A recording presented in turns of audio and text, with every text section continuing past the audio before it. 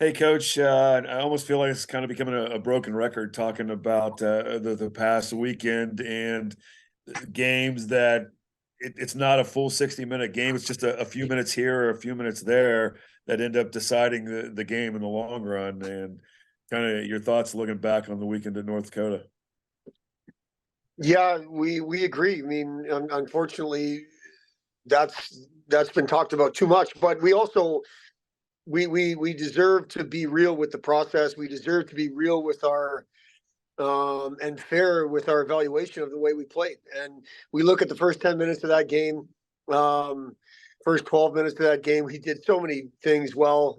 Yes, they were a little shorthanded. Well, they were missing one of their top players up front, but um, they're still a really good team, and it's a 1-1 game. The shots, the attempts are in our favor. All of a sudden, we put a puck in our own net. Then we turn two pucks over, and it's 4-1. What I really took away and liked is we I think in years past we go into the second period. Not only is it 4-1, but now we're shorthanded.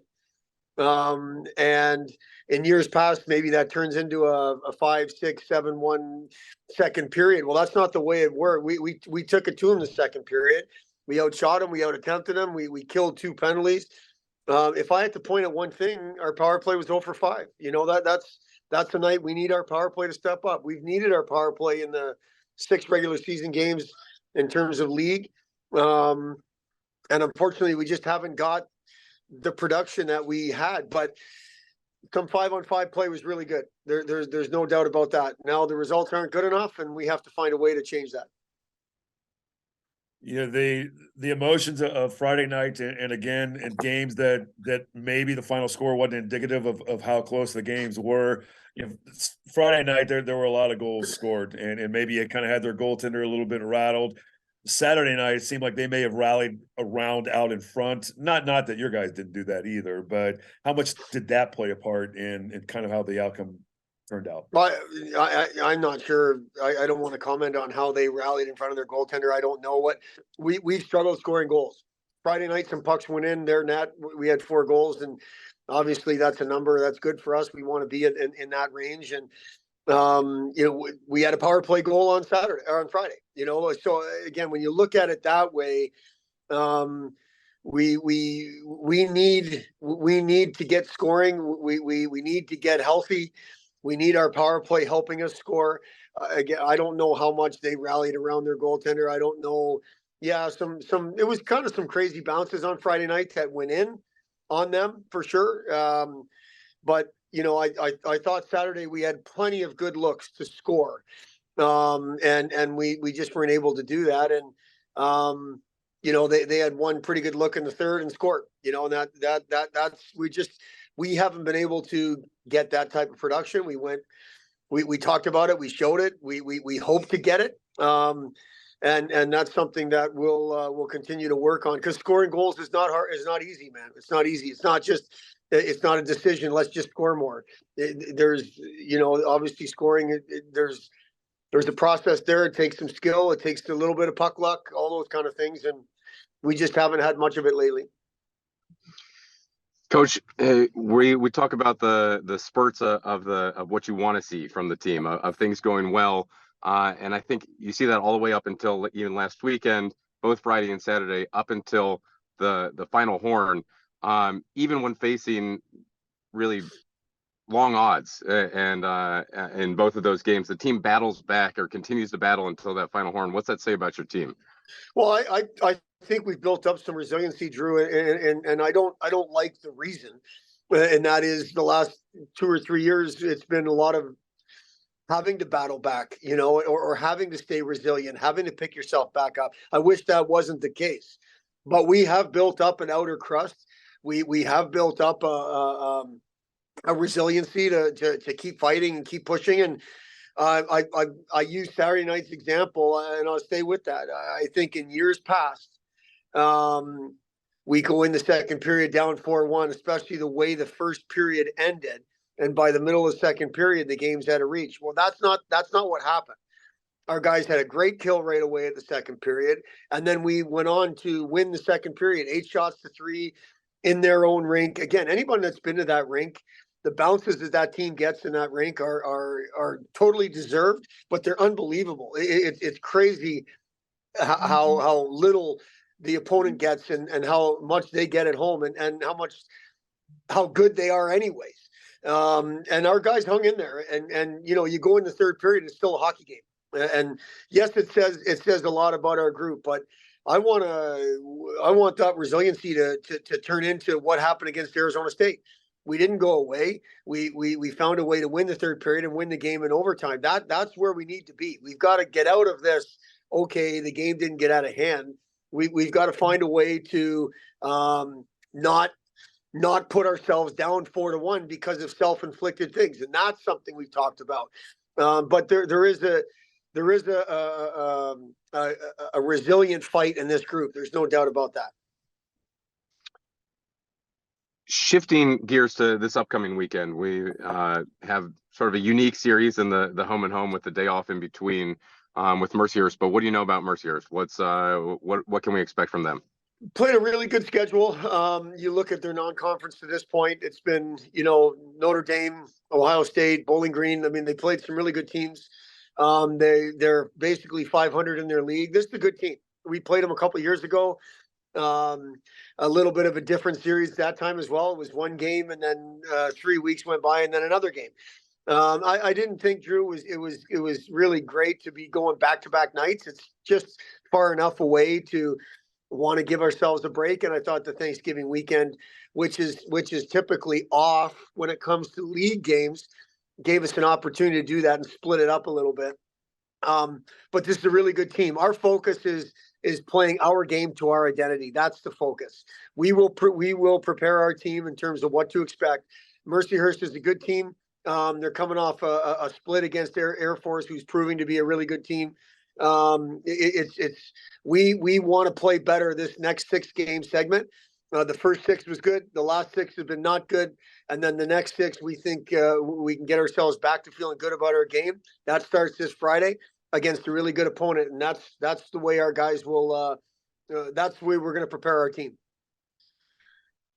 Coach, one last thing with it. You mentioned it's the Thanksgiving weekend, being home and away with a day in between. What do you do with the practice schedule this week? What's the practice been like? Trying to keep guys focused with classes, maybe being a little bit on the downtime as well. Well, I think it's easy to keep them focused, Wads, because yesterday was, they don't have class today, so today was pretty good. We gave them Monday off like we typically would after a long road trip. And practice Tuesday, Wednesday, Thursday, which has been really good so far. Our